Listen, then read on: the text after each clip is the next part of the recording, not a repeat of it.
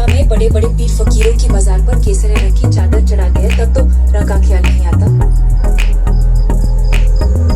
राव ने हाथ क्या पकड़ लिया, जुबान तलवार की तरह चलने लगी। योद्धा ठोकर पत्थर से लगे तब भी हाथ तलवार पर ही जाता।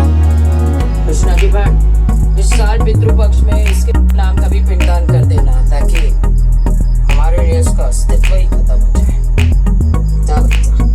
पिंडदान अपनों का होता है, परायों का नहीं।